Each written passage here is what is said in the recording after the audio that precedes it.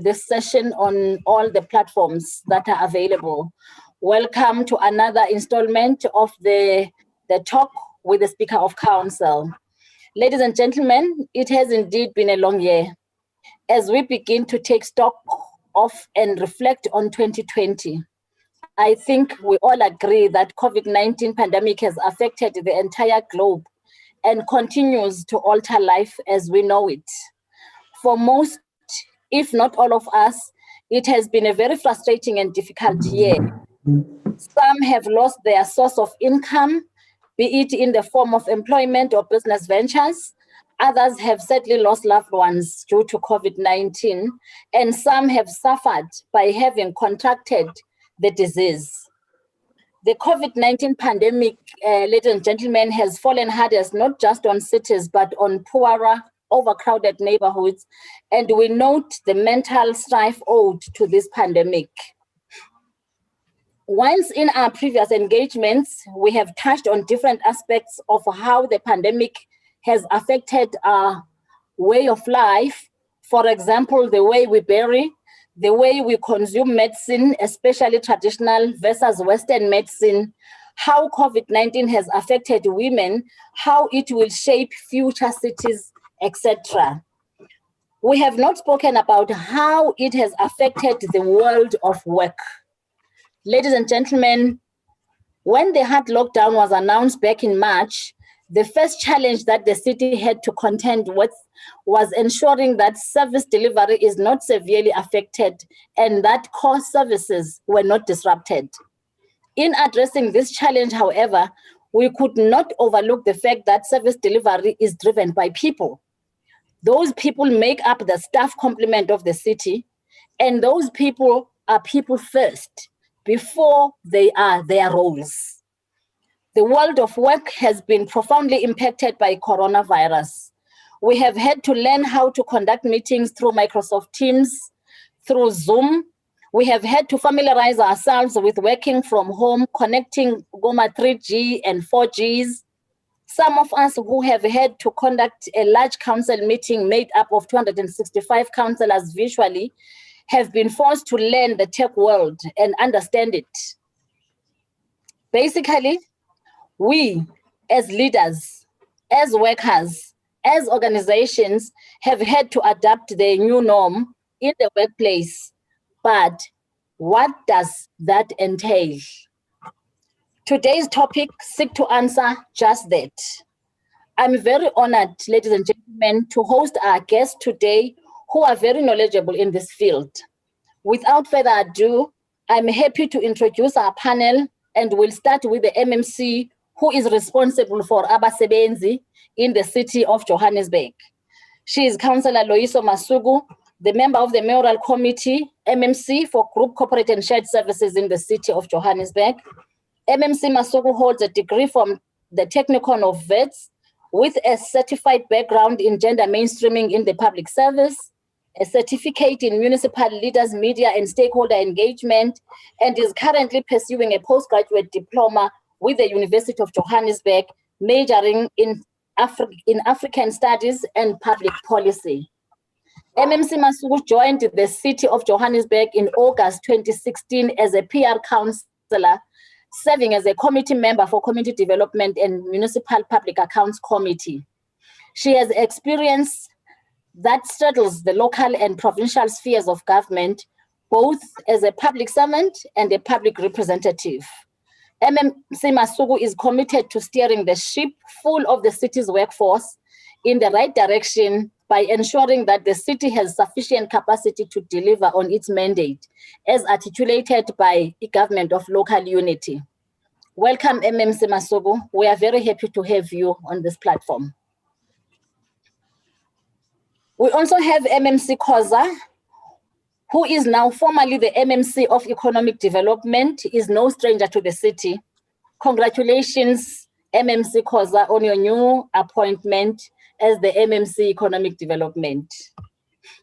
MMC Khoza is the former MMC for Development Planning in the city of Johannesburg, but prior to that, still within the city, he was appointed Corporate and Business Planning Specialist in 2004, responsible for long-term business planning for city departments and municipal-owned entities.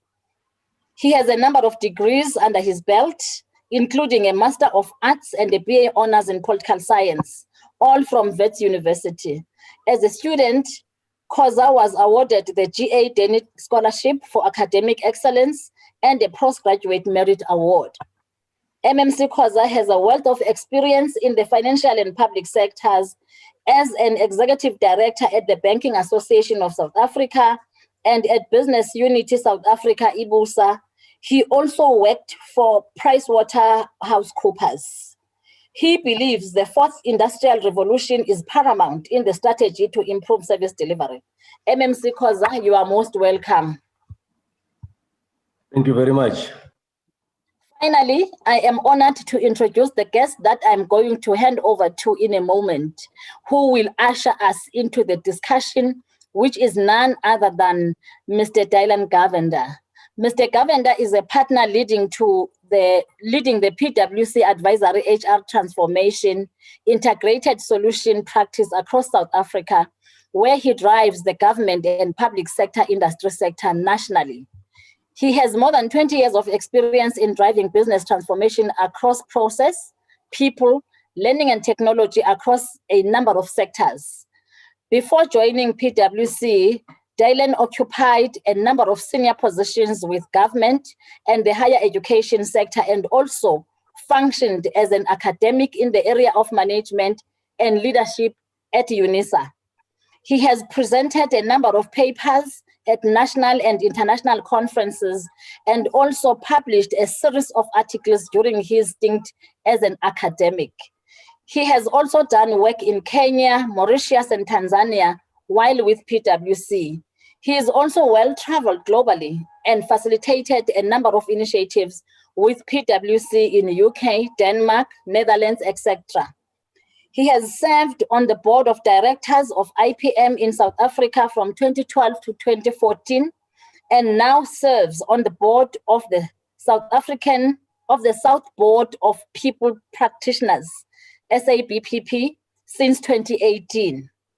He is an associate of the Institute of Directors in South Africa and is a registered and accredited master HR practitioner with the SABPP. Mr. Govender, welcome to our platform, and thank you very much for joining us. Thank you, Madam Speaker. Thank you very much. Welcome to our regulars, Dr. Fundile Nyati, who is our partner. And, okay, am I still audible? Yes, Madam Speaker. Yes, Madam Speaker. All right, thank you. Welcome to our regulars, Dr. Fundile Nyati, who is our partner and who assists us in putting these shows together. Thank you very much for your continuous support, Dr. Nyati. Welcome to the Chair of Chairs, Councillor Salfina Mulauzi, who is the second in charge as a Deputy Speaker. Welcome to all the leaders inside the meeting and all the viewers watching on our platforms. Thank you very much for tuning in as always. Ladies and gentlemen, let's get down to business. Mr. Govender, let me begin with yourself. I would like for you to give us a background or context into what the workplace has been prior COVID-19 and what are the transitional changes we are facing given that we are headed towards a post-COVID-19 period. What are the new skills that are anticipated in this new world that is imminent? Over to you, Mr. Govender. Madam Speaker, thank you very much once again for this opportunity. I really feel privileged to be presenting at this elite forum, and certainly will share some insights and some thoughts, not just from PwC in the South African context, but also globally as well. Madam Speaker, I'm just going to put my camera off so that I don't disrupt the presentation. I do have a couple of slides which I will walk you through, specifically talking to your request in terms of what you've outlined. Once again, thank you very much, colleagues, for this opportunity as well. And Madam Speaker, I just want to check with you very quickly in terms of time allocation. I do have a couple of slides to cover all those areas you've uttered a few minutes ago. Can I just have an indication, Madam Speaker? Our timekeeper is simple. We intended to conclude the discussion at 5:30. Sipho, how much time does Mr. Govender have? Madam, I think about 10 minutes should be sufficient, if that's okay. Okay. Are you okay with 10 minutes, Mr. Govender? I think I should be fine, but I've just got two parts to the actual slides and the presentation, Madam Speaker. I was just looking at about 20 minutes, and I'm just wondering if that's not going to upset or disrupt your timing, colleagues. Madam Speaker, okay, can I come in here, please? Yes, Nhlaka. We had allocated about 15-20 minutes to PwC, so if I can please request on their behalf that we give them the time allocated to them. Okay, I was just about to say, okay, it's fine. Thank you. Okay. Thank you. You have the Excellent. time, Mr. Govender. Lovely. Thank you, Madam Speaker. Thank you once again for this wonderful opportunity. So, colleagues, I think I'm going to jump straight into it in the interest of time. You'd see that the first slide talks of new world, new skills. And maybe just two lines in terms of the context. We as PwC have obviously done a lot of work, a lot of research, as I said, globally across Africa in terms of what does this future of work look like? What are the new skills that are required? How do we change? How do we diversify? What are the key challenges that presents itself for a number of institutions, and obviously cities being central to that kind of deliberation as well. So I think I'm going to jump straight into it, Madam Speaker, and just let's just quickly reflect. Where are we? Now, we've all started to put a lot of energy and effort in terms of what COVID and what lockdown has done.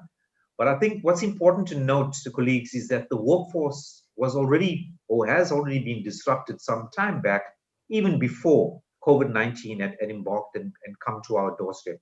So you see on the left-hand side, colleagues, is that there's some statistics that we quote. We conduct this annual global people CEO survey globally, and some of the results coming through. I've just picked on three which are relevant for this session.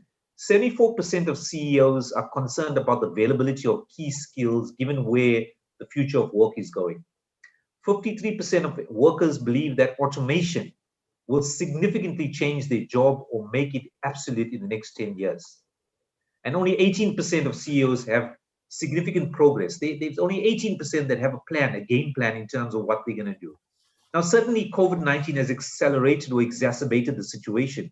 But if you look at some of the disruptors on the right-hand side, it's around the whole diversity and inclusivity. It's around the skills shortage. It's around the gig economy that we talk of, the economic pressures, and I can go on and on. But let's get into some of the details. And I'm going to jump into the next slide very quickly. We refer to this as the couple of disruptors that we see happening globally. And these disruptors are really around 5 areas. The first one is asymmetry. We see increasing wealth disparity between the rich and the poor, the have and the have-nots, and almost an erosion of the middle class. And it's clearly evident not just globally, but in the South African context and across Africa. The second one is, and I will touch more about it, colleagues, is around the disruption of technology. Now, technology has disrupted our lives, our personal lives, is disrupted organizations in terms of how they conduct and how they operate. It's not business as usual. In terms of age, we're seeing, this whole demographic pressure on businesses. I mean, it's quite interesting that one of the studies showed that Africa as a continent will have the most youthful population compared to any other continent across the globe in 2030. And what does that mean? What does it mean for organizations, institutions? What does it mean for cities? We've seen polarization break down in global consensus. We've seen the world powers and how that starts to shift. But I think important for me on this slide, colleagues, is also we've seen, there's declining confidence in institutions that would normally be underpinning society from a trust perspective. So obviously, from a citizen perspective, we're seeing the whole element of trust globally seem to diminish. And that is not just a trend in the South African context, it is global. If I can jump into the next slide. So we've had our economists from PwC do a lot of studies working with national government over the recent months during lockdown, during COVID-19, and some of the kind of projections that have been put on the table into 2020 and moving into 2021, we see the GDP declining between 8.3 and 10.6%. That's quite a significant amount. We're seeing job losses increasing to another 1.2 to 1.6 million, in addition to what we're already seeing on the ground. We're seeing unemployment rate increases to almost another 34 to 36%. This is over and above the problem that we've already had in the country around unemployment.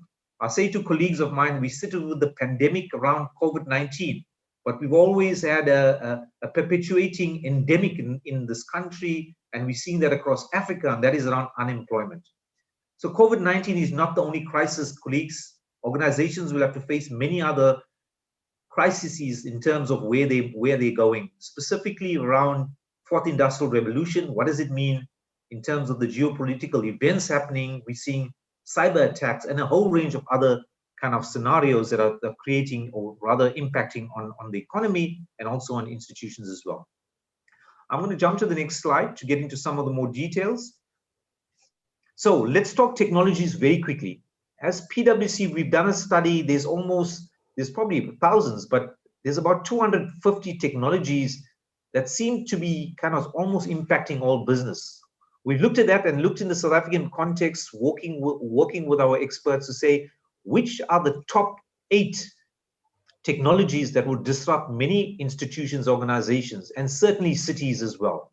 And we've come up with these 8 technologies that are the big disruptors in the workplace. And I'll go into a little more detail on this a little later, but they stretch from artificial intelligence right down to 3D printing, into virtual reality, robotics, and all this. I'll show you the relevance from a city perspective in one of the slides later. But certainly we see these as the 8 big disruptors for cities of the future, in terms of where local government, where national and provincial government is going, that one needs to take due consideration of. I'm going to jump to the next slide. And on the next slide, what I'd like to do, Madam Speaker, with your permission, I've got my colleague who's running with the actual presentation for me. We've got something called a Mentimeter, and I'd like to get some input from colleagues on the call. We would drop a kind of a link into the chat room. If you can just click onto the link, colleagues, it'll take you straight into a particular screen. And what we'd like to know is, which technology do you think, based on your expertise and experience of working with the city and working within this context, that you think will have the greatest impact on the future of COJ? And we'd like to see what comes out from that exercise, Madam Speaker. Okay, colleagues, did you all receive the link? Yes, Madam, it's on. Yes, Madam Speaker.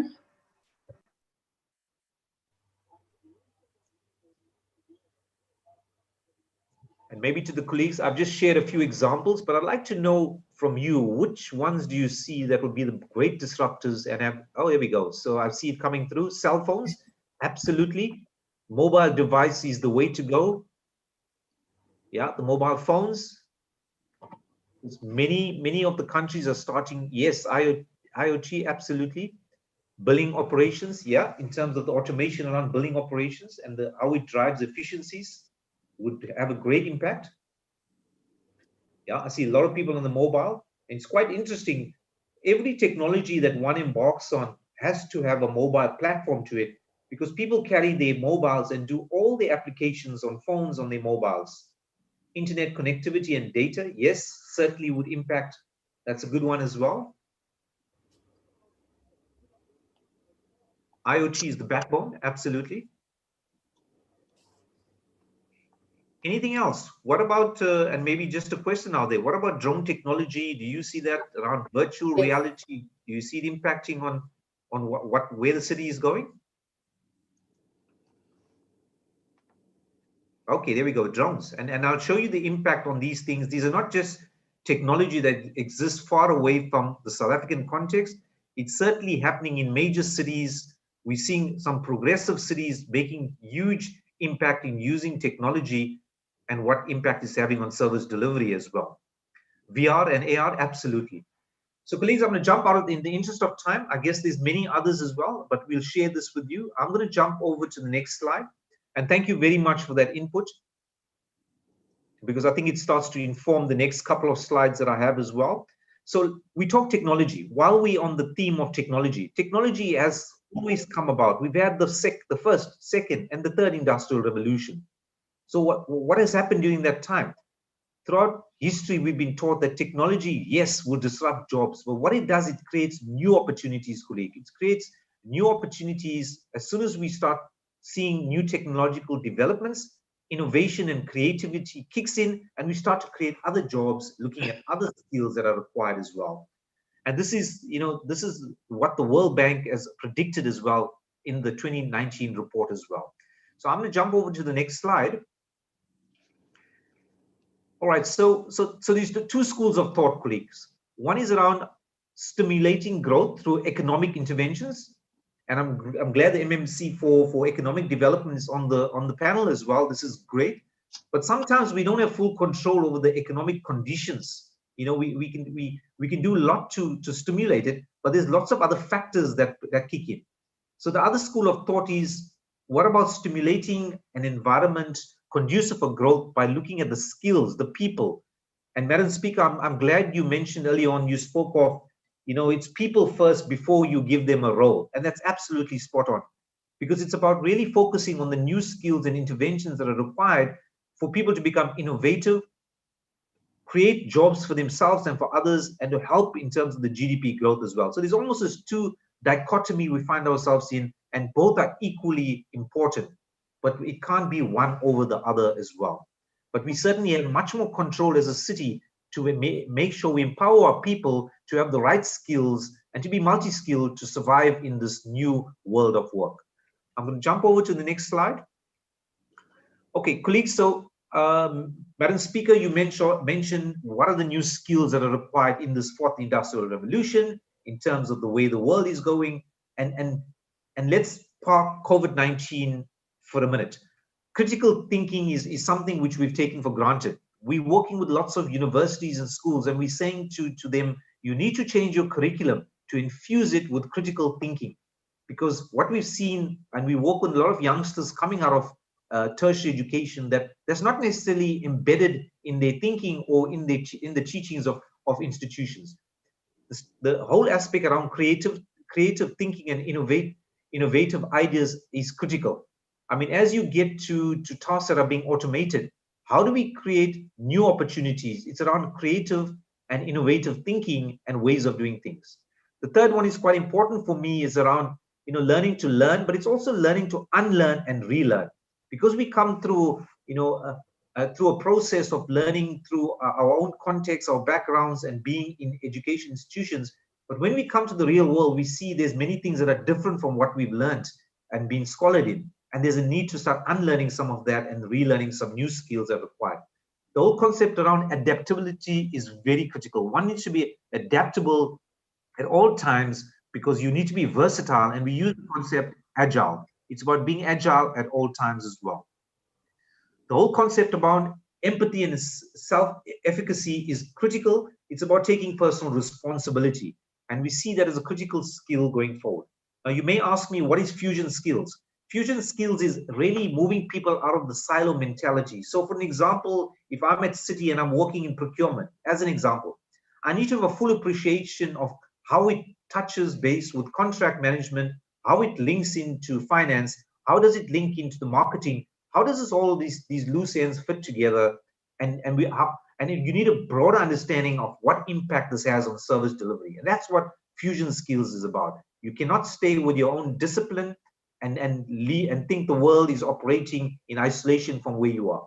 The whole concept of global competency is around the whole notion of globalization. So having an understanding of what's happening globally, but bringing it to a local context and seeing how it fits in a practical sense as well. And the practical and physical skills are quite self-explanatory. I'm not going to touch on that one. Let's jump to the next slide, Elizabeth. So colleagues, there is some real examples. So we've done a lot of research with some of the cities that have progressed well, and this whole concept of smart cities. So what does that entail? And you've touched on some of the aspects around technology. So if you look at artificial intelligence, one of the things that is quite interesting is that artificial intelligence is used in terms of adjustments on street lights, traffic lights, congestion, which obviously is quite labor intensive at the moment, but there's a huge move towards using artificial intelligence. The whole concept about robotics around waste collection for repair of faulty parts seems to be now taking over. And I'll jump to a few. If you look at 3D printing as an example, we're seeing 3D printing becoming critical in terms of, for example, creating solar panels, which is being, where 3D printing is being used extensively for this. And you can see the impact it'll have on the environment, but also in terms of economic productivity as well. And I think somebody touched on in smart metering and so forth. Blockchain is certainly a technology that seems to be quite robust in making those little connections and making it seamless for cities to operate in a very efficient manner. I won't touch upon all, colleagues. I'll just jump to the next slide to bring it more towards, I guess, some of the innovative things that we talk of technological advances of the fourth industrial revolution. It poses huge potential, colleagues. And I guess, one asks the question, where do you start? I guess some of the recommendations that we would propose in terms of a starting point or a point of departure would be, city development strategies. So identify quick wins, demonstrate environmental value and applicability. There's a need to look at fourth industrial revolution special projects, and in terms of what are the quick wins that COJ can take and embark on. The whole concept around creating urban and national government innovation units. We're seeing most of the progressive cities across the globe. We're seeing Singapore, we're seeing Hong Kong. That's kind of creating hubs to be able to, for people to be taken out, to put into incubators and come up with smart ideas in terms of how do we respond to the whole fourth industrial revolution. It's almost an act of agenda or of a change and balancing visionary ambitions with being pragmatic and looking at risk and cost as well. If I can touch, and I won't touch on all, Madam Speaker, I'll just touch on a few, but if you look at skills and retraining, I think it poses a wonderful opportunity for COJ, who's an employer of a number of people, to embark on this exercise of looking at what are the skills required for fourth industrial revolution, and importantly, post-COVID, what are the skills and what are the new skills that are required? So if you have somebody that's a specialist in procurement, and I use that as an example, Madam Speaker, that is one key skill that's required to perform a role or perform a job. But however, there's other skills like understanding big data. It's about understanding a bit of coding. It's understanding around the managing people in troubled times like COVID. Those are the other key skills that are required and which city like COJ need to embark on as well. So those are just a couple of key recommendations as starting points. There's a lot of detail that sit under this, colleagues. I will share the presentation as well as some of the details that sit under this as well. If we can jump to the next slide, Elizabeth. So in challenging times, and what are the challenges, in terms of fourth industrial revolution, but more importantly, in terms of post-COVID as well. As the fourth industrial revolution progresses, cities will increasingly use smart technologies. I think we know that. But what does that bring about? It brings about huge challenges, and as you can see on the left-hand side. Let me take a couple. If you're looking at energy in terms of intensity, fourth industrial revolution will mean an increase in number of devices, increase in number of sensors, increase in the number of appliances that are being used, which obviously will consume a lot of energy, as one example. But the opportunity here is to start promoting renewable energy. And I guess there's a number of other examples as well. If I jump to the whole the concept around increased migration, we've seen, with opportunities in the city, a lot of people from rural areas start to flock into the city because that's where the jobs are. So cities are even more attractive for economic opportunities, leading to housing and infrastructure issues and decreasing development in rural areas because the focus gets to be on the cities and almost the urban areas. But I think the opportunity there, once again, colleagues, is about improving digital access in rural areas to promote economic development, using data from smart city to plan for sustainable urban development as well. So it poses huge, and I'm using two examples, colleagues. I think these particular challenges, which are the real challenges that fourth industrial revolution and COVID, post-COVID would present one with, also presents equally so huge opportunities in terms of where the cities can embark and work on these particular areas as well. Elizabeth, let's jump to the next slide.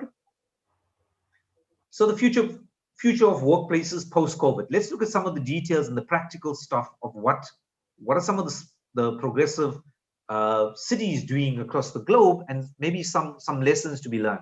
I think the first thing is, colleagues, is around building an holistic plan to address ongoing employee health and safety requirements. And we refer to that as protect and secure. Now, I assume people are starting to come back into the workplace, but it can't be business as usual. Something needs to be done differently. So the second block talks about customizing the returning employee roadmap.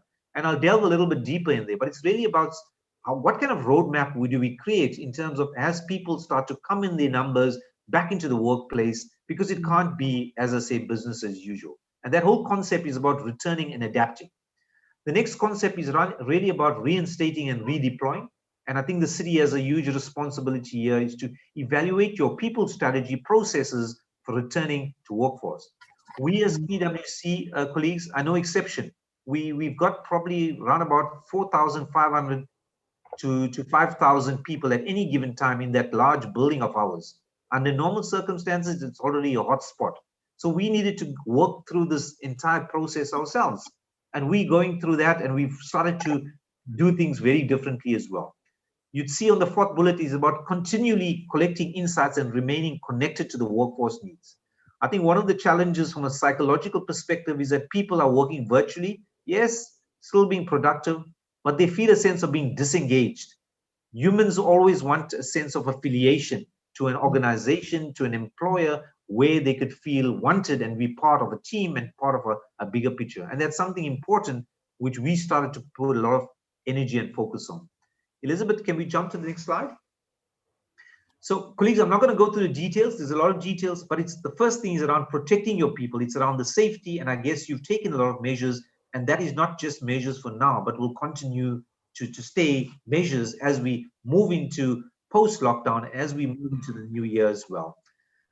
About securing the workplace, I think it's important about the redesign of the office space in terms of square footage, in terms of looking at your partners that you have, in terms of, to ensure service delivery. How do you put different protocols in place for your partners? And there's definitely a need to refresh policies and procedures. The policies and procedures that we all have, including PwC colleagues, did not see COVID-19 coming. Nobody did see it coming. So we had to revisit that entire policies and procedures to make sure that it's user-friendly, it's where we can still have high productivity and performance, but at the same time looking at the safety of our people. We jump over, Elizabeth. So I guess the next part is about customizing the returning employee roadmap through sequence re-entry. Now this doesn't happen automatic, and I guess COJ, as I said, is the employer of a number of people, and you're getting people that are traveling distances to get to work as well. But it's important to start to evaluate your critical business needs and develop a plan to redeploy your workers as well.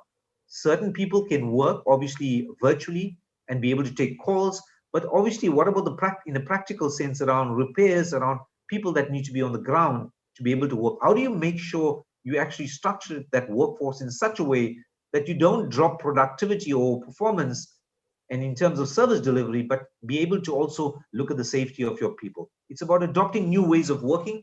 And with that, Madam Speaker, you mentioned around becoming more digitally savvy, and I think that's important because that is the norm. And to become digitally savvy, it's not about something nice to have, it's a need to have in terms of where we find ourselves post-COVID. Maintaining productivity. Now, it's quite interestingly, everybody wants to be, making sure we don't drop productivity. We still have sight of productivity. We still have sight around service delivery. Are we doing what we need to do? It becomes a little bit difficult, colleagues, when people are not in an office where you can have conversation and check performance, check the spreadsheets, check where things are. It's about doing it virtually. So there's been now a new focus in terms of how do I ensure people are still performing at a level I require them and quite engaged in what they need to do as well. Elizabeth, if you can jump. I think evaluating, and I've mentioned this already, it's very critical for COJ to start evaluating your people strategy and processes for returning to work. It's about looking at, what are your strategic outcomes and what are some of the solutions and accelerators. Now, you may not be occupying all your office space, your boardrooms, but I think there's a wonderful opportunity for COJ to look at what are some of the accelerators that one needs to invest in that will become not just for post-COVID, but where the new world of work is going, to invest in those applications and solutions to make life more effective and efficient for people that's in the office as well as people on the outskirts that dial in virtually as well. Let's jump to the next one, Elizabeth. So I guess the whole thing around key insights. Now you see it's around the empathy about being courageous as leaders in the organization. And this is not just applicable for cities or COJ, but it's applicable to many organizations. And as I said, right across government, public sector, as well as in other sectors as well.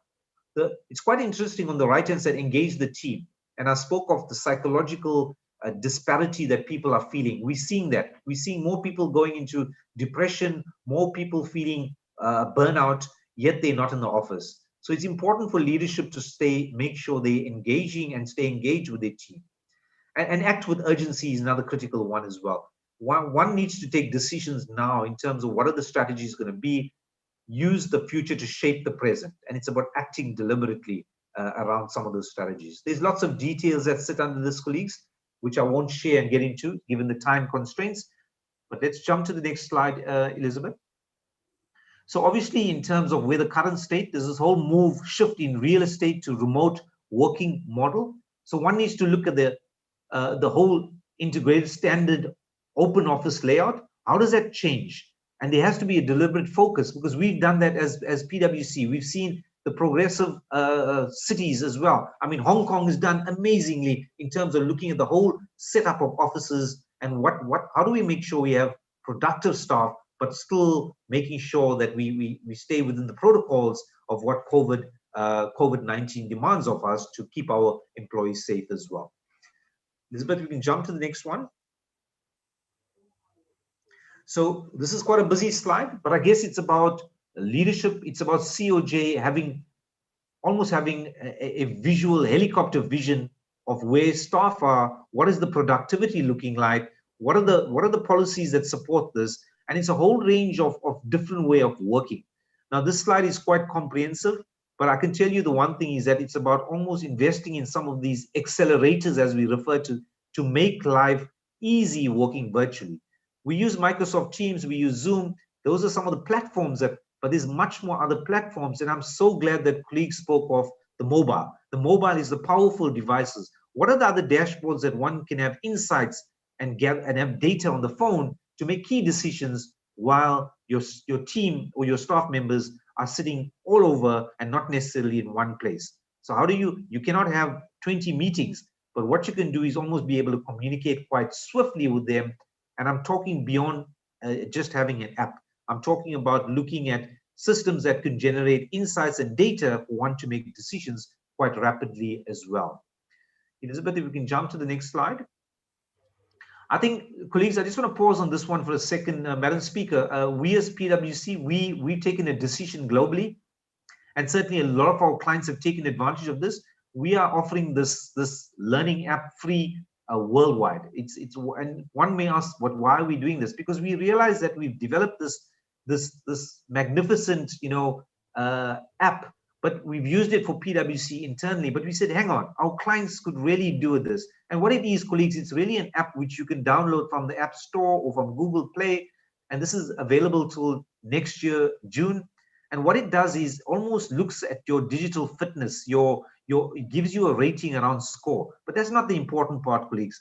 What our clients are finding extremely useful, it has embedded in it is content. And this content is like little videos for helping people to understand and climb up the ladder in terms of the digital fitness assessment.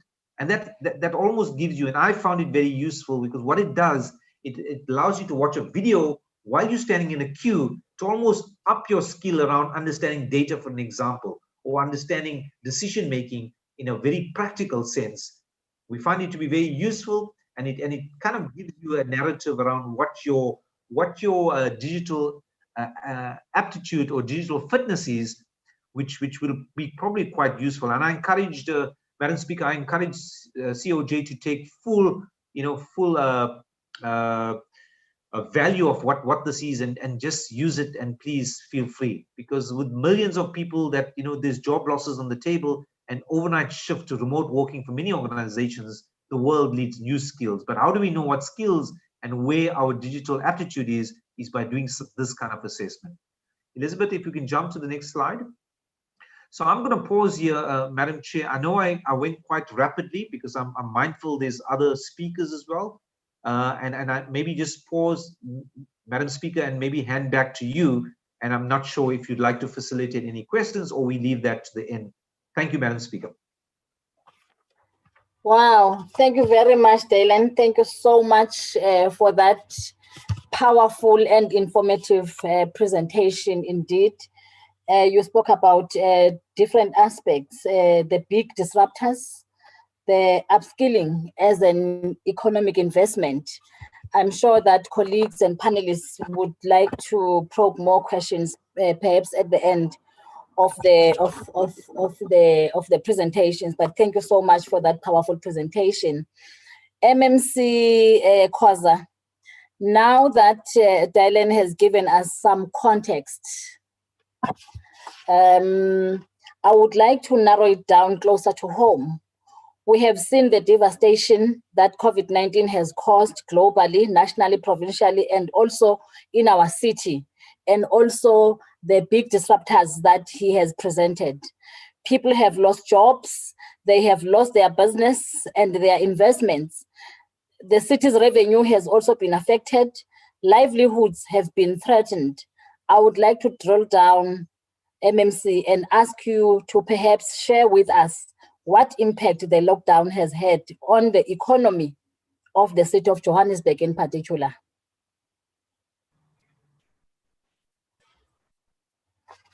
Okay. Thank you very much, Madam Speaker. When I received correspondence from your office, I realized that you had congratulated me because it was my second day in this portfolio. So I was hoping that you were giving me advice in terms of how to approach this position. But you shocked me by asking me to stand in front of this esteemed panel. But I looked on the positives. And I looked on the positives, and I realized that actually it's an excellent opportunity, because in the event that I misspoke, I can always blame my relative youth in this position. So thank you very much for inviting me. Just to start by saying, I think it's fair to say that COVID did not visit us in the midst of major economic activity happening in the country. There was a particular trajectory that was quite concerning for many of us. The economy was not growing as we had anticipated. It was declining growth in our midst, rising debt levels, loss of jobs, and growing inequality. So when COVID came, it actually exacerbated all the problems that we had. It's worth reminding that the breakthrough in 1994 to date has not been able to deal with the three challenges that we face as a country: inequality, poverty, and unemployment. And those problems have been with us for centuries. Whilst there was excitement about 1994, and there was growth that was experienced in the first 10, 15 years of our democracy, it's fair to say that in the last 10 years of our democracy, we saw major reversals leading to declining revenues, declining growth, loss of jobs, and growing inequality. So that is the context that prevailed when the COVID-19 pandemic came to our shores.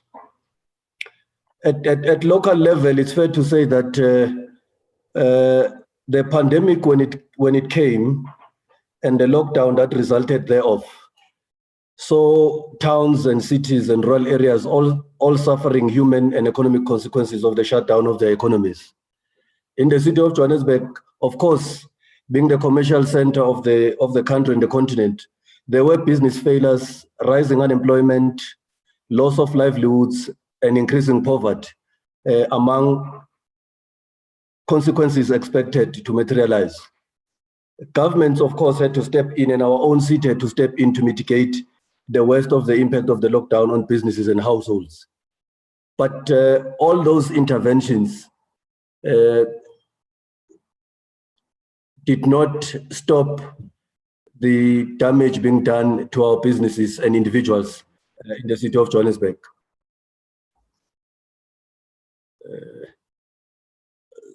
Sorry, Madam Speaker, I don't know what's happening, but I hope that you can hear me. Madam Speaker, there's something on my screen. Am I still audible? You are still audible. You are still audible. You are still audible, MMC. Thank you very much. So the negative impact of the April to June 2020 COVID-19 lockdown on the economy of South Africa and the city of Johannesburg came at a time when there had been nearly a decade-long slowing trend in economic growth in the country. This trend was the result of both domestic and international factors of political, economic, and social origin, which impaired the growth, performance, and eroded the potential growth of the economy. Just by way of summary, the COVID impacted on the production side. And this is important because most of the time, when there are crises, they are either on the supply side or on the demand side. But the one that we are facing right now actually is on both the supply and demand side of the economy. And the impact on the production side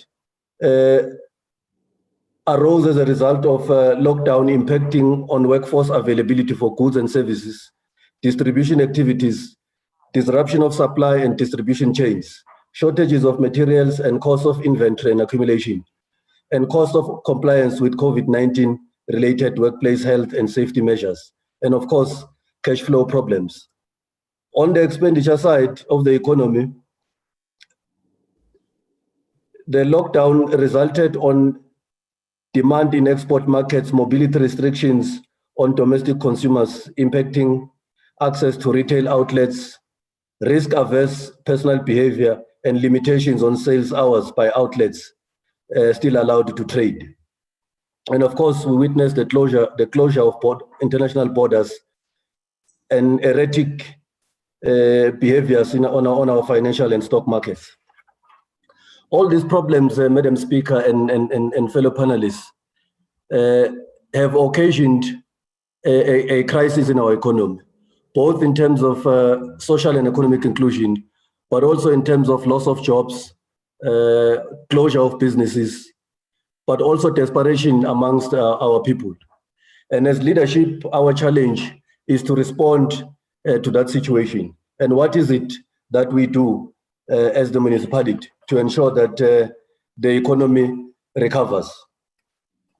These are some of the measures that we think are important going forward.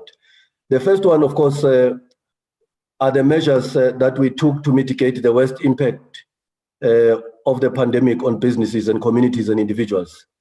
These, of course, included tax relief, the release of disaster relief funds, emergency procurement, wage support through UIF funding, and support to small businesses. Of course, some of these are from the municipality, some are from the province, and some are from national government.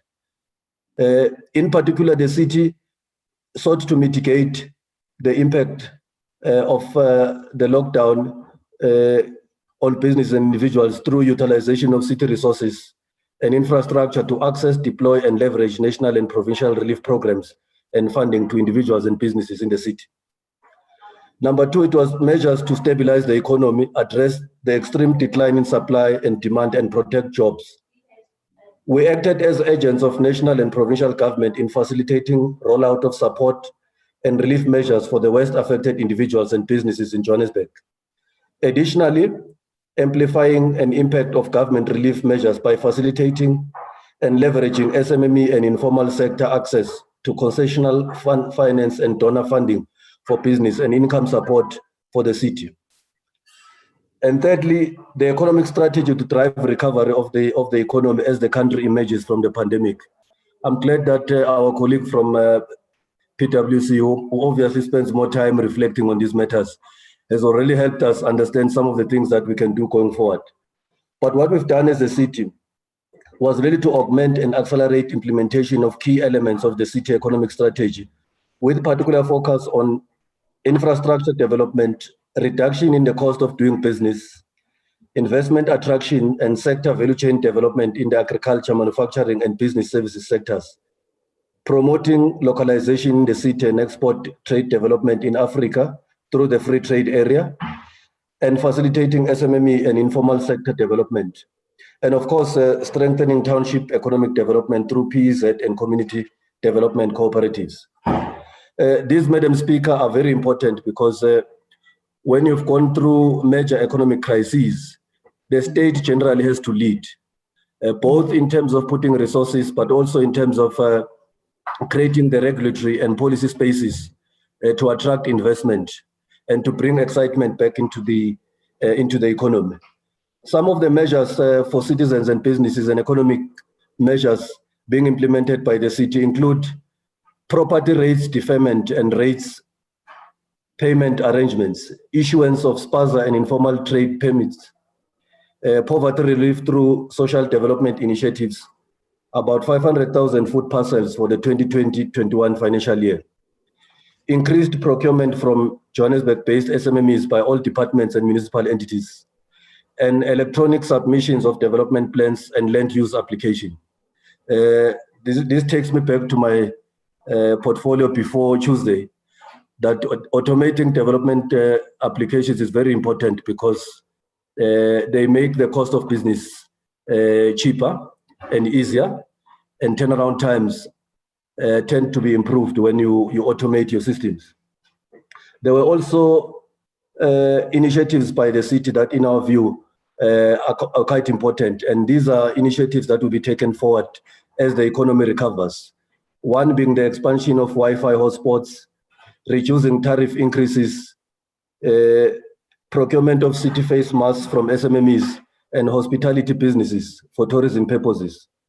Additional support and economic stimulus measures by the city going forward will include infrastructure investment projects in the city, the piloting of mentoring programs for SMMEs in regions of the city, cooperatives and informal trader support fund, and initiation of a tourism sector relief fund with national tourism.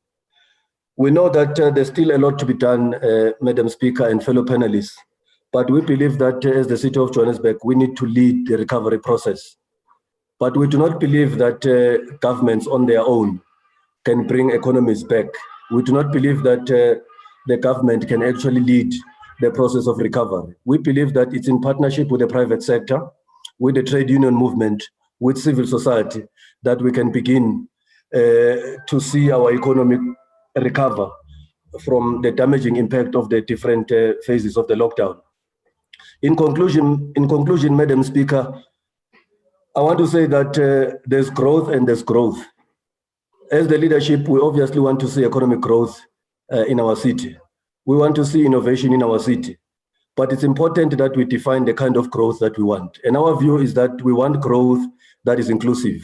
We want growth that includes women. We want growth that includes youth. We want growth that is not specifically located in the northern suburbs of Johannesburg. We want growth that is all-encompassing, growth that will be felt by every citizen of the city of Johannesburg. So it's very important that the growth that we initiate is one that is inclusive, because in our view, the liberal democratic order is facing a number of challenges. And I think the speaker from PwC mentioned that all over the world, you are seeing populist parties in Eastern Europe, in Latin America, in Asia, some would say in the United States, winning elections on the basis that immigrants must go, some of them on racist platforms.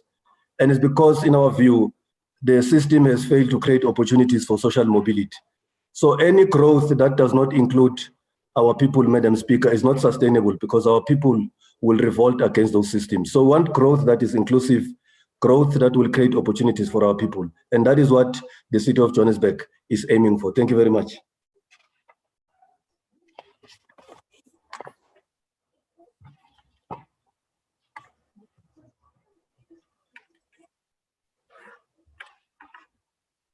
Hello.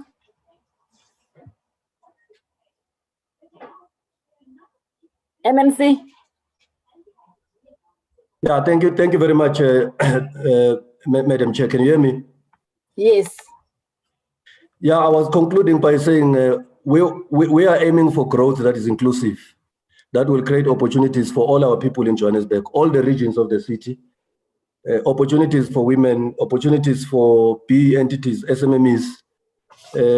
That the growth that we see should not be growth in terms of aggregate numbers, but it should be growth that is felt by our people. Thank you very much, Madam Speaker. Thank you very much, MMC Khoza. Very important indeed. You touched on very important issues. The economic recovery plan and the city's economic strategy. You also spoke about the state leading during the economic crisis. And what I am taking out from your presentation as well is the inclusive growth that we need to bridge the economic divide that we are having currently in our city. Thank you very much about that. MMC Masuku. Mr. Govender spoke about the importance of changing the way we deploy work, you know, the plan that we must have in deploying work, and also the skills that we need post-COVID. What skills, what competences, and also the importance of revisiting the policies and procedures that we are having, your skill development policies, revisiting. So I would really ask you, MMC Masuku, to indicate what challenges that have been faced by the workforce in the city under the lockdown, given that some would have lost loved ones, they would have been ill themselves. I can also imagine the anxiety they may have experienced with all the changes of working from home and still being expected to deliver in the same manner.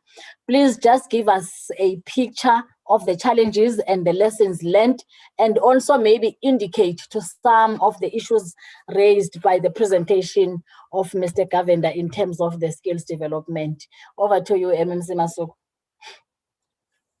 Thank you very much, Madam Speaker, and good afternoon to the panelists and everyone that is connected. And good afternoon to those who are joining us on Facebook. Thank you for this opportunity, Madam Speaker.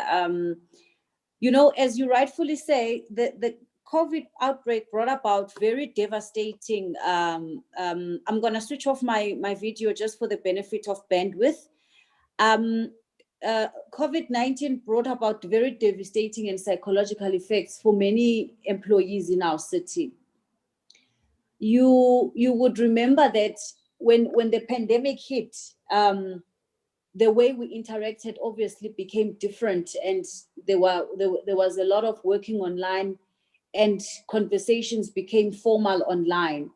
And this actually led to a spike in stress levels, where an employee, for an example, attends an online meeting, which is equivalent to giving a presentation, but now they end up being back to back. It therefore already starts creating a strain in one's psychological, and you know, people want to work harder to prove that they're available. So a person, first of all, can be sitting in a Teams or a Zoom meeting from morning until evening. Majority of our employees that were in contact with our EAP, the Employee Assistance Program, presented with anxiety and panic disorder symptoms. And this was due to the fear both of being infected and being in contact with people who would be. And this was particularly for the frontline staff. We also received reported cases of burnout experienced, because people, it's unprecedented to sit and do so much work in you are focusing on a computer the whole day, but you are still processing documents and so forth. So there was a lot of burnout that we also received, particularly from management level up to your senior managers. There was also many symptoms shown by employees of severe depression, symptoms of depression. Some were just mild, but some were very severe, especially between April and May. And emotional stress was one of them. And that affected the work morale, and it impacted delivery in essence, because over and above all of this, our employees were under financial distress as well, because people were spending money on immune boosters. Some family members were not working, especially your low level. So maybe they are on contract or pay as you work kind of an arrangement. So you had employees having financial distress. Loneliness as well was one of the issues that brought down the morale in our city.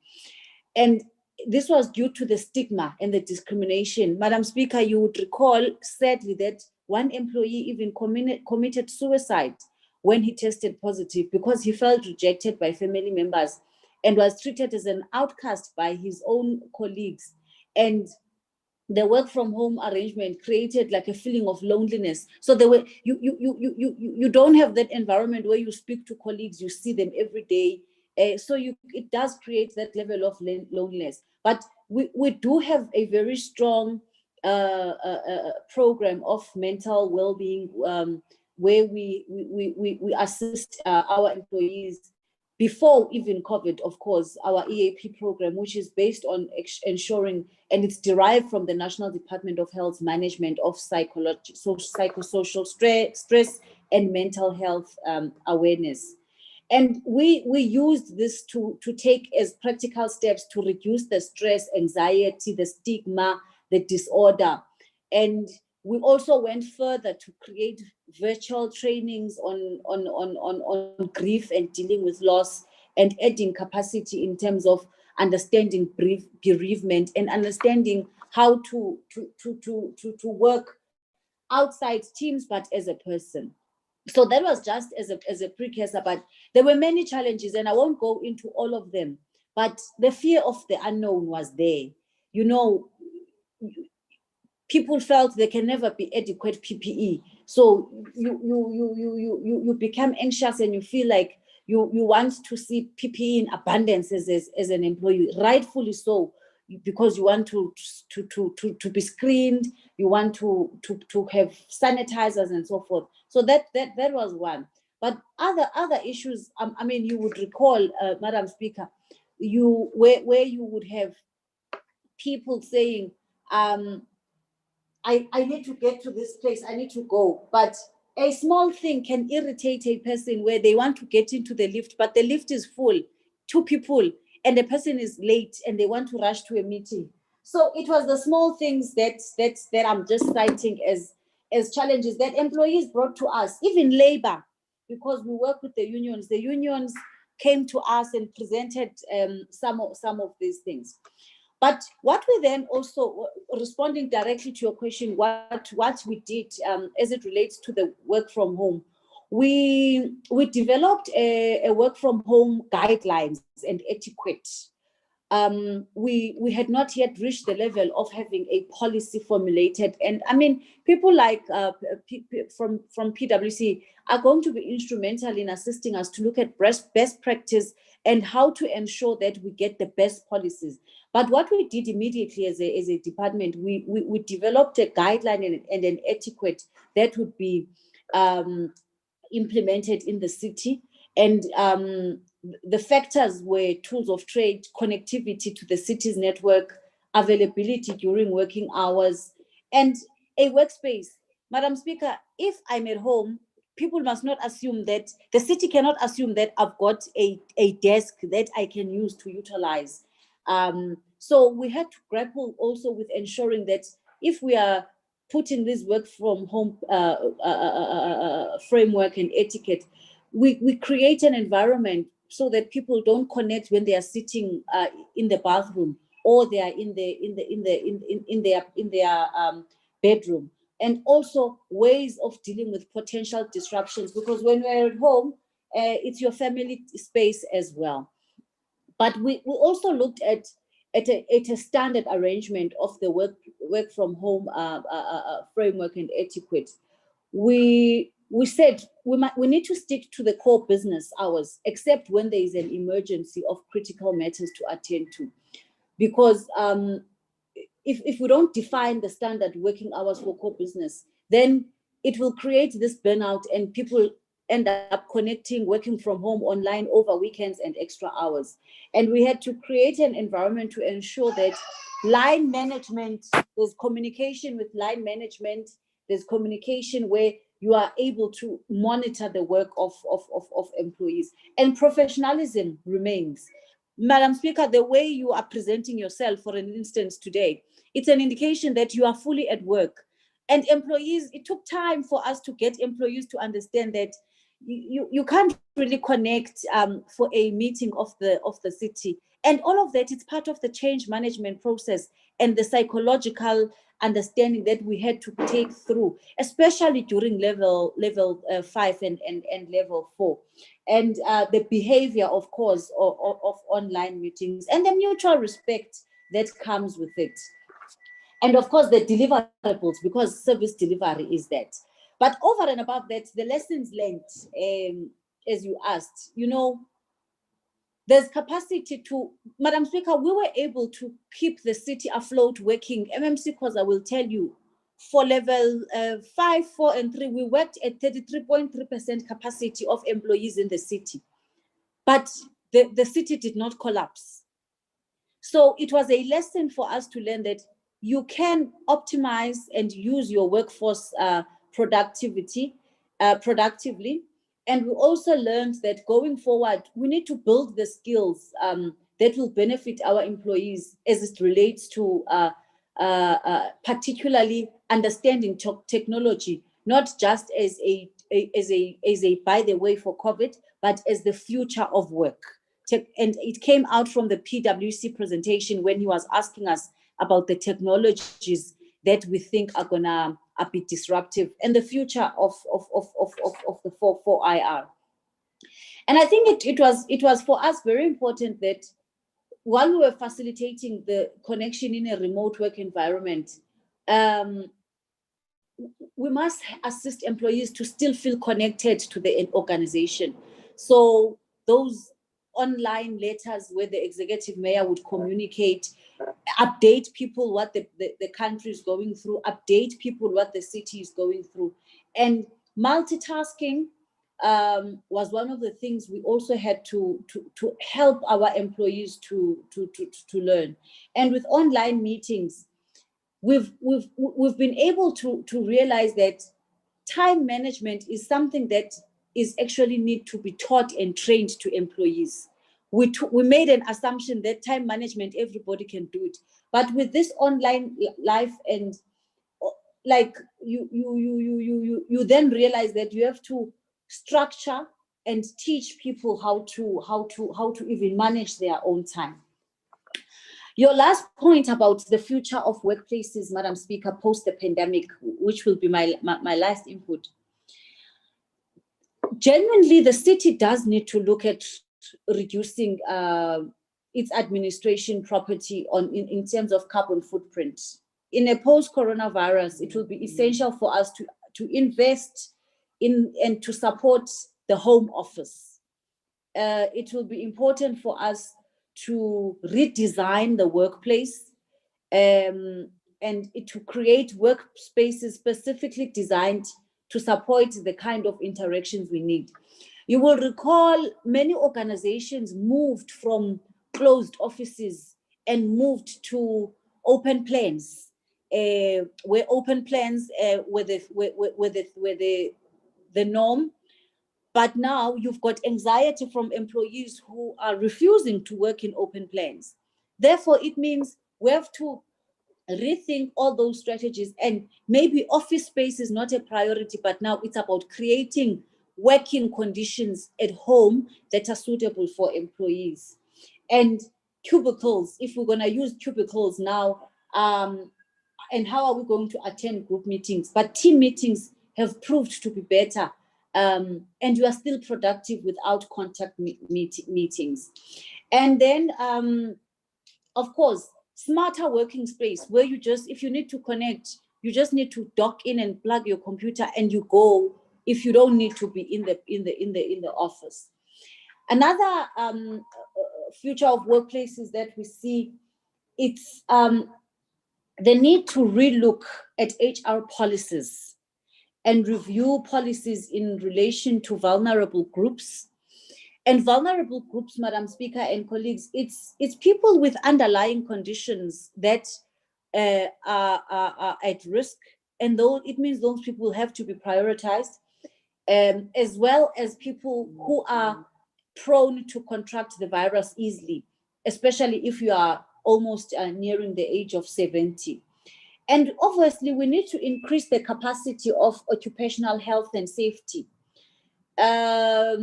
You know, the basic things of safety in a workplace, the washing of hands, the avoiding of shaking, the avoiding of touching each other and sharing meals, the getting used to the fact that if there's a meeting that is a full day, you must eat from a pre-packed meal or bring your own lunch, for an example.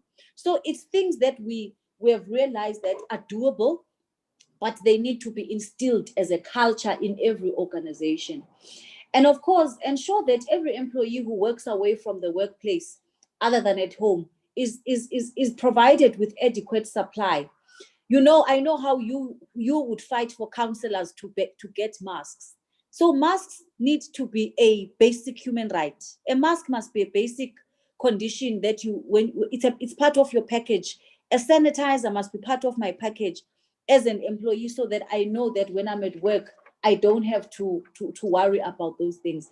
And most importantly, it's understanding and showing our people that the health response and the response from the city to assist employees, including from the Department of Labor, the Department of Health, it's not about it's not dependent on the city only, but it's also dependent on me.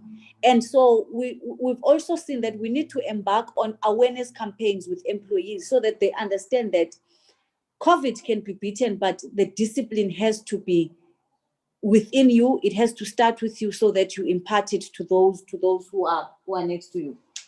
But other than that, I think I've shared what it is that we experienced. And as I said, we are going to now move into the process of policy formulation of this work from home etiquette and guidelines, so that finally it goes through the city processes, clusters, mayoral committees, Section 79, and finally council, so that we get this work from home policy approved as a way of life post the pandemic. Thank you very much, Madam Speaker.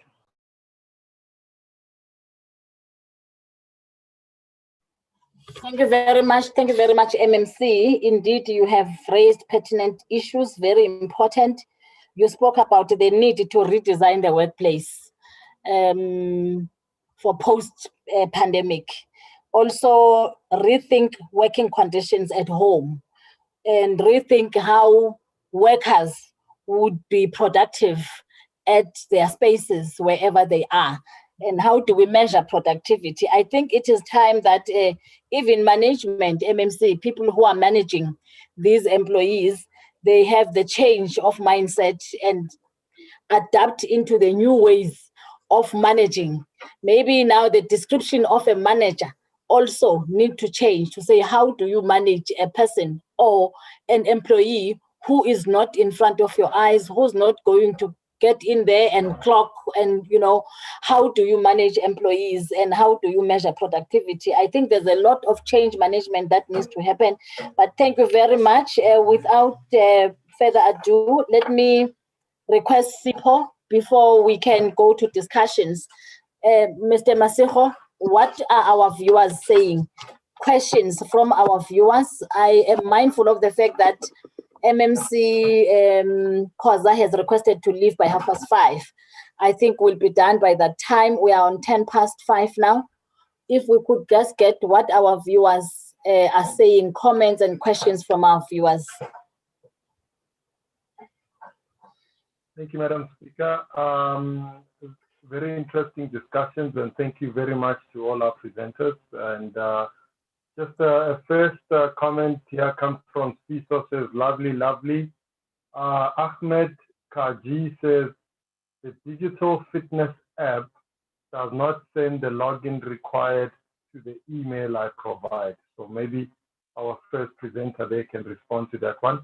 Obishabangu says, I'm glad that the city of Johannesburg shares these meetings on Facebook with us, the citizens of the city. Faisal Pillay says, great discussion. Carl says, this has been a valuable discussion. Lesego says, as government or public sector, how do we use 4IR to enhance community-based planning or public participation? Andrew says, how does the organization ensure sound mental health post-COVID for employees? Nati says, mental health is a challenge people have had to deal with a lot in 2020. Kathy says, what is the role of leadership in ensuring that the world of work is one that is improved post-COVID, and what is the role of management? The second last one from Greg says, at university level, what modules or programs should students be taking to get these new skills so that they are relevant in the workplace? I think let me there for a minute, madam, and then I'll come back again with more comments. Thank you very much, Sipho. As I hand back to the panelists, there are questions and comments from our viewers. I think in relation to mental health, Dr. Nyati will also assist there, because we've had the discussion on mental health before on this platform as well. So if we can just put those viewers up to speed on the problem of mental health. Yes, it is a problem indeed.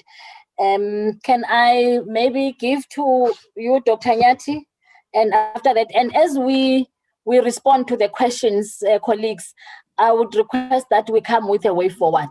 Having heard what all the presenters have said, how do we go forward?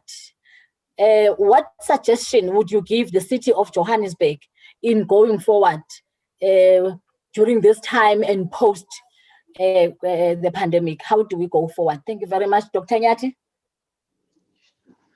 All right, thank you, Speaker.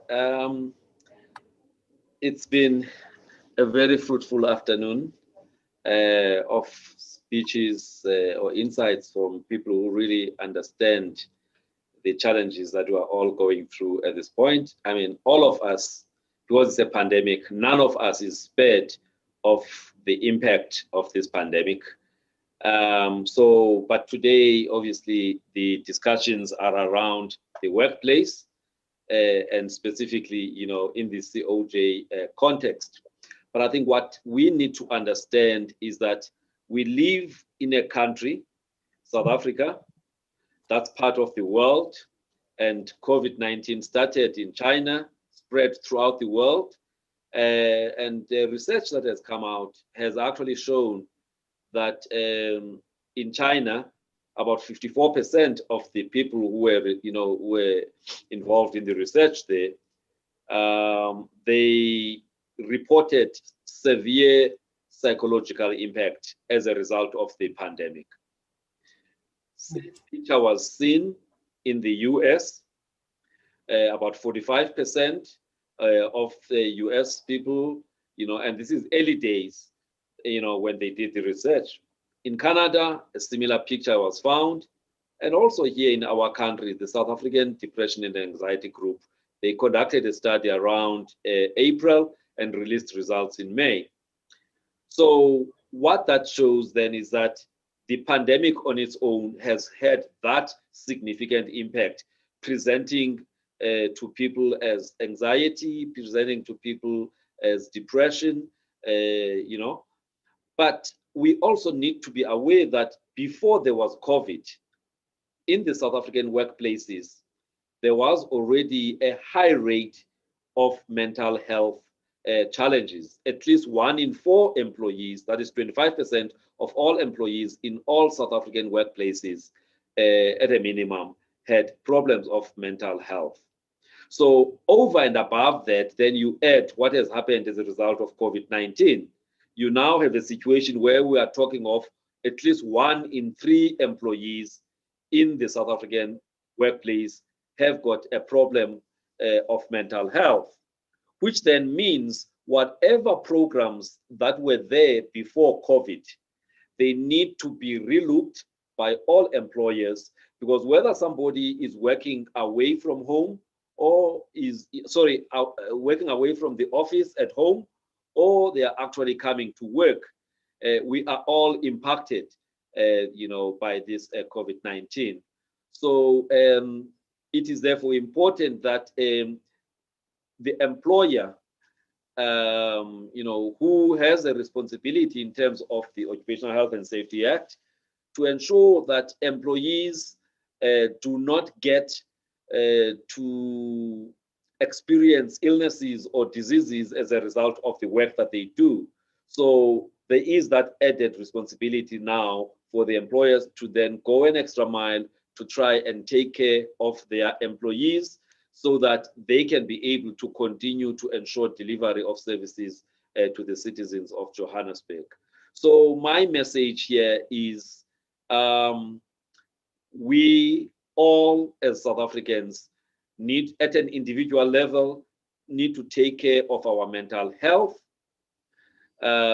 focus on those things that are within our scope of control, do something about that, but also accept that certain things are outside of our scope of control, and therefore let's not waste our energies on those things.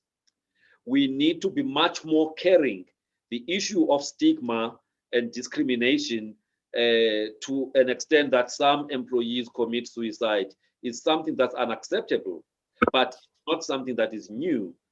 Like I had mentioned earlier, that 1 in 4 South Africans who are working have got a mental illness. That was a study from Stellenbosch by Professor Lund. And one of the things that came out there was that of the 25% of people who have got a mental illness, about 75% of those people have not sought help, have not disclosed to their employers because of fear of stigma, because of fear of discrimination.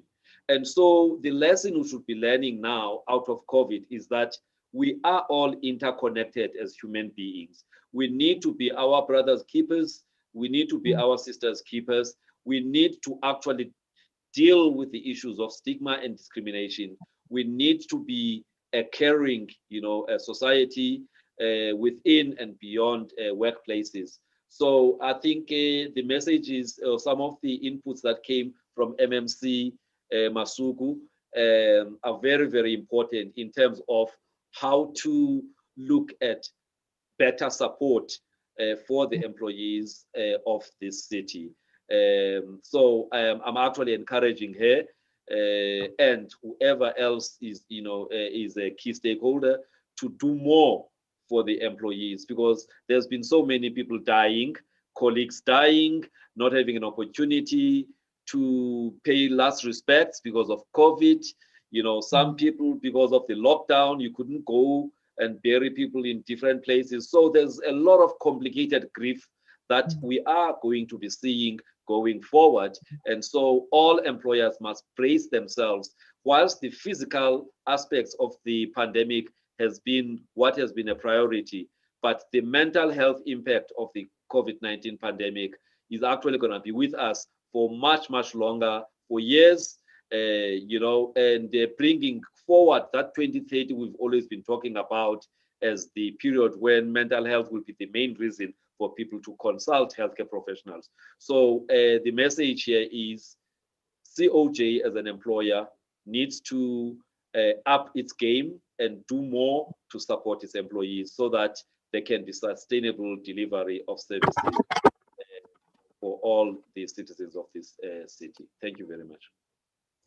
Thank you very much, Doc. Indeed, we need to be mindful of the psychological impact the situation presents and how we together as a people navigate through this path, because it needs all of us. There is still a lot of work that needs to be done by ourselves as a collective.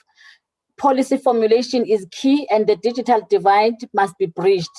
I particularly took note of the slide colleagues made by Mr. Govender, where he talks about creating a sustainable revolution in the city. And I have noted their recommendations. MMC Khoza, as we wrap up, as you say your last words, way forward, where to from here? And how do we together navigate the path? Excuse me, Speaker. MMC Masuku had her hand up. Oh, all right. Sorry, I didn't see your hand, MMC. MMC Masuku. So sorry, Madam Speaker. I wanted to actually say so that I don't forget. You know what Butfundile is raising. What I think must also be, we must also start to do, although there are regulations. Maybe we need, I love these online platforms, but we need people like him to assist us also in the city to now start doing the contact, you know, this, even if like it's a session with councillors, for example, or a session with a certain group of employees or JMPD. I'm just using that as an example. I can tell you, because of the impact and the assistance and the information that people in his profession have, and how he uses layman understanding for people, it will be important to start looking, obviously, within COVID regulations. I just thought, let me put that just after he spoke. Thanks. Thank you very much, MMC. I get Upele, Uvile, Pele. There's an invitation from MMC Masuku to assist. And I agree with MMC. There is a great need for your skill and that transfer of information in assisting our workers, because the problem is bigger than what we just see, you know, with a naked eye. Thank you. Thank you very much, MMC Masuku, for that. MMC Khoza. No, thank you very much, Madam Speaker. I think for our part, we are conscious of the fact that these are difficult times for our city, difficult times for the country. But politicians are not elected to lament difficulties. We're there to lead and to take this country out of the problems it faces right now. And for our part, in terms of economic development, regenerating the economy, we're obviously going to put in place targeted sector interventions, working in partnership with players in those particular sectors, be they services, tourism, manufacturing, to ensure that we put in place mechanisms, incentives, finance even, to ensure that there's life brought back to these industries, because they are very important. In a study that was done, Madam Chair, it was found that 31% of SMME business owners were not able to pay their employees and had to close shop. This economy needs the SMME sector, and we are going to pay particular attention to the SMME sector, work with them, assist them in many areas. There are areas where we need to intervene as leadership. It's unacceptable that SMMEs still lament the fact that they are not paid on time. And I think that we need consequence management, MMC Masuku, in the event that our officials did not pay SMMEs on time. There are issues of red tape. That is something that we need to look at. It's not something that is difficult in my view. Make sure that there are better turnaround times. Of course, we'll work with the province and TTI to ensure that some of the interventions are made at those levels. And of course, we've provided tax relief packages for our SMMEs. And of course, as I say, we then need targeted interventions for vulnerable groups or people that have been historically excluded from our economy, be they women, youth, Black people, those interventions need to be there because we can't have a growth that is not inclusive. And we are very clear that those interventions are going to be undertaken. For our part, Madam Speaker and other panelists, I think that the challenge is on all of us. The leadership alone cannot help us. The leadership must show leadership, but we must work with all the stakeholders to ensure that we reignite our economy. Thank you very much, Madam Speaker. Thank you very much, MMC Khoza. I won't repeat what you said, but thank you very much for that way forward. Let's hear Mr. Govender, Mr. Darren Govender. Way forward, what would you advise the city to take this matter forward? And how do we make our workplace a conducive workplace post-COVID-19? Madam Speaker, yeah, thank you once again. And I've taken quite a bit of notes from both the MMCs. So certainly some key things that I've mentioned. The one thing I'd like to pick on is the strategic partnerships. MMC Khoza mentioned that it's important. The city mustn't be seen as trying to do everything on their own, because I think everybody needs to come together. And the partnerships I talk of is private sector, I talk of labor, I talk of civil society. There's some NGOs and NPOs that are doing magnificent work on the ground. How do we bring them closer and be able to form a strategy in terms of how we want to create impact in a consolidated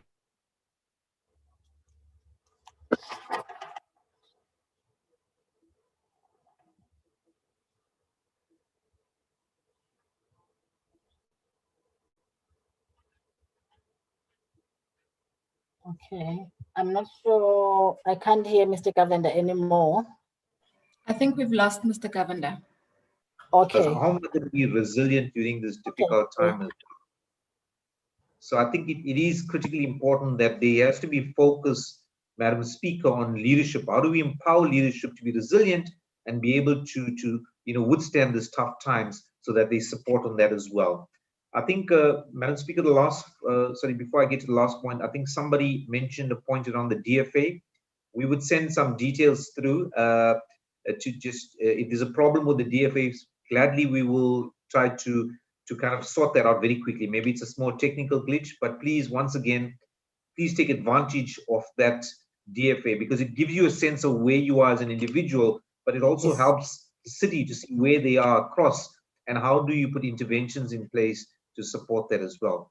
So, Madam Chair, I think I'm very encouraged by both the MMCs in terms of the deliberations and what's happening. But I think what's important is to take time out to say, we want to create a roadmap. What can we do? What's possible within the 3 to 6 months? Because the unfortunate thing is we don't have a crystal ball to say, what will the new future, what will the new way of working look like? And I think we're also conscious of the fact there could be a potential second wave. And let's not shy away from that. If that comes through, it places much more urgency. So I think it's important to take time out to immerse yourself in a scenario planning situation and plan for 3 to 6 months what can be done and what are the critical. Because I like what Dr. Nyati has mentioned, that you can't do everything, but what you need to do is focus on where your area of influence is and what you can do as a city. And there will be other concerns that we can't have control over. But let's take advantage of what we have control over and be able to make a difference in that space. Thank you, Madam Speaker. Thank you very much, Mr. Govender. Indeed, if we work together, we can do more. We can turn around the whole world. Thank you very much. And thank you to Elizabeth for sharing the link on DFA and the digital fitness. Thank you so much. MMC Masuku, way forward. Let's hear from MMC Masuku. Your last bite. You are muted, MMC. You are muted. My last bite. There was a point that Usipo also read from commentary from Facebook. I want to suggest the following, Madam Speaker, as jobs of the future, where there was a person who was asking what can we focus on now when we go to post-matric. I want to suggest that we need to encourage our young people to look at things like robotics software development, like your wind energy, your data analysis. I think data analysis is a job for the future for young people. Physical therapy as well as psychology, because with this new advent, Dr. Nyatuchilu Budfundile, psychosocial therapy is going to be a very important element. So our people, our youth need to start looking at that as well as obviously health and nursing. I don't think that we should think that this pandemic is the end. So we will need more health specialists, nurses, and so forth. So that's for me what I think should be we looking at as just as an example. And of course, I think I spoke about solar energy, because we need to start being friendly to environment and start looking at alternative means, especially now with the regulation passed that municipalities can now start producing their own electricity. So that on its own is a game changer. So those are the jobs for the future. But I think as a way forward, we have a lot to learn from each other. We have a lot to do as public representatives as it relates to changing the lives of people. You know, Madam Speaker, I was thinking, even when this the commentary about community-based planning, I was thinking about, are we going to, if let's say we move back to level 4, are we going to move to physical izimbizos, for an example? Or are we going to be able to do these imbizos? You had set the trend. Remember when you did the consultations for the IDP, you did the IDP consultations online. But how do we then, and for me, that is what we need to resolve as a way forward. In Orange Farm, if we could fill a hall of 5,000 people for public engagements, how do we get the input of those 5,000 people in the next processes of city planning, in the next processes of community engagement, so that their views are not lost in the process? And I want to suggest that we have to acclimatize ourselves to understanding that our people are not the same. So community engagements must still happen, but we must educate our people. We have to educate our people about COVID so that they understand that for you to be able to attend a meeting, you have to first adhere to this and this and that. So I don't think it's going to be easy for us to automatically shift from ordinary meetings to communication online. That's one. In the workplace, I think I've put it clearly that I agree with what has been put forward. And I think in the workplace, we are looking for more for remodeling the working environment, but also we are looking forward to learn best practice from institutions that have been doing it. I've been doing research about the International Finance Corporation, for an instance, who have offices all over, but they are able to have functional institutions. They work with different government organizations, and they don't necessarily have physical offices. So I've been also empowering myself with research to understand how their organizations are sustainable and are functioning, yet they don't have physical contact as with their employees. So it's a learning curve, and I think we are going to get there. And I think it's going to take us into a new journey also of discovering the possibilities that are there with technology. And thank you very much, Madam Speaker, for the opportunity that you granted me and the platform for me to share my views as it relates to the future of the workplace and the challenges that we faced as the city of Johannesburg, challenges that we faced just when we got into office. You will remember that. Thank you, Madam Speaker.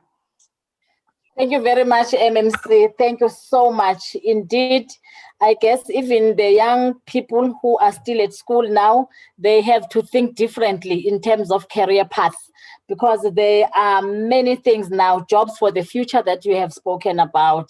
Indeed, if we work together and we partner, the city of Johannesburg is the biggest city with more than 5 million population, and is the biggest city in the continent. And there's no way that we can work in silos.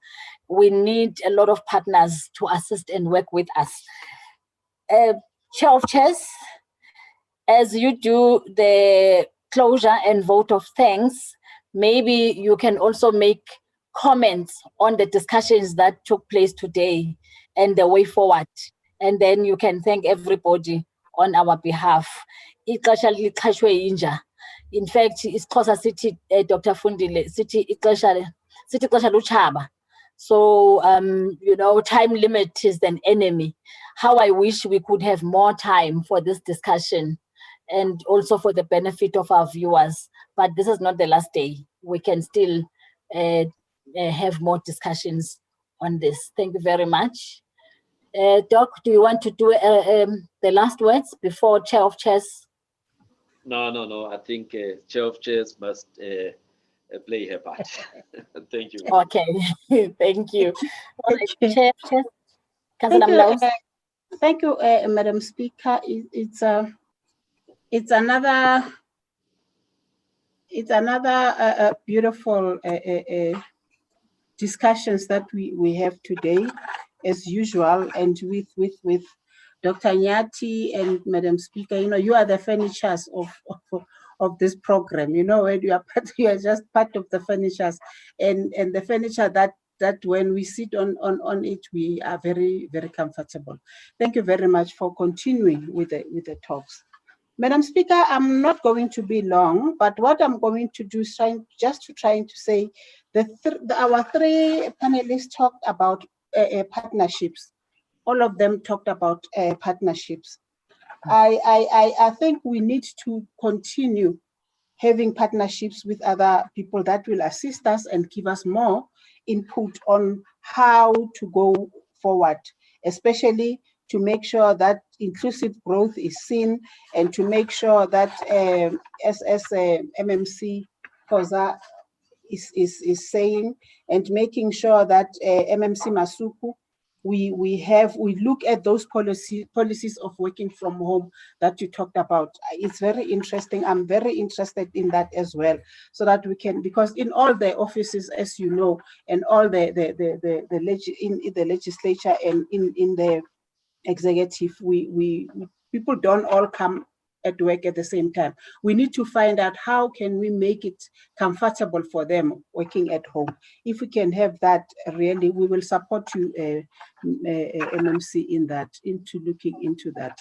And then I want to even look at Mr. Govender. What you said, what I liked a lot about is it's your return to work planning post-COVID, for us to plan, and I'm happy you are going to share the slides with us, because I really want to sit down and look at your proposals on how we can go back to work, because we have challenges. We are trying to say 50% of the people should come, but what is it that what are they going to do? Have we planned? Did we sit down and think about how are we going to make sure that they become productive? Because as MMC Masuku was talking about depression and all those things, we are not taking those into consideration. We are just saying, come back as long as you are not 100%, we are 50%. And I would really like, Madam Speaker, to get more on this, Mr. Govender. I'm very much interested in that. And then thank you for the digital fitness app, and yeah, I was struggling to get into it, but now with the help of Elizabeth, I think we can be able to do it. Me, when you talk something, I go to it straight away. I like doing research quickly. I don't wait for tomorrow. If you talk to me and you say, Governor, I'll Google you. I don't want to tell you about who you are. I Google the people who speak whenever I attend anything. So that's me for you. But thank you very much for having that. I would like to take this opportunity, Madam Speaker, not to waste a lot of time, to firstly thank all our citizens on the platforms that have been provided to them. Thank you very much. Those inputs that you give us assist us to grow, they assist us to go forward as the city. And thank you very much. Keep on following Madam Speaker on these sessions. And we keep on bringing those inputs. They build us. And Mr. Govender, thank you very much for what you have shared from PwC. Thank you very much. MMC Masuku, our young MMC, thank you very much with your inputs. We know that you are there for the young people, and you really talk for the young people to be able for us to have them in the workplace, especially in the city of Johannesburg. Mr. Khoza, MMC, congratulations in the tough job that is facing you.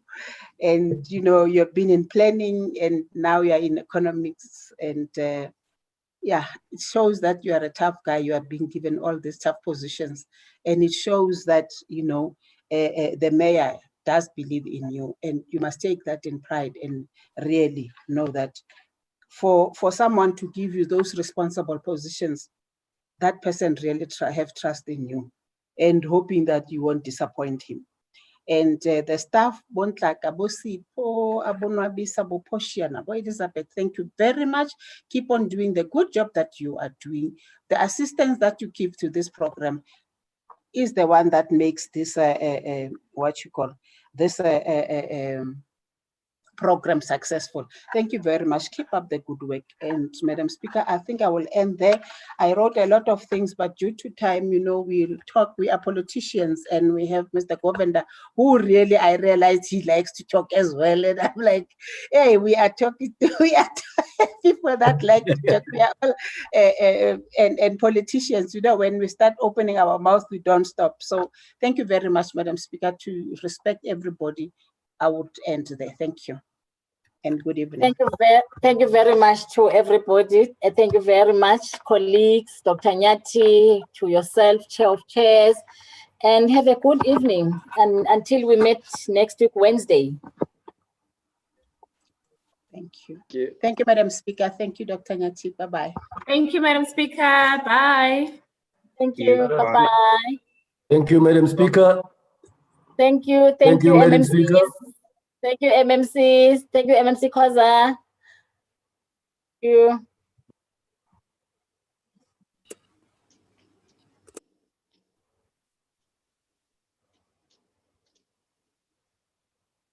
Bye-bye. Thank you very much. Bye. Bye, MMC.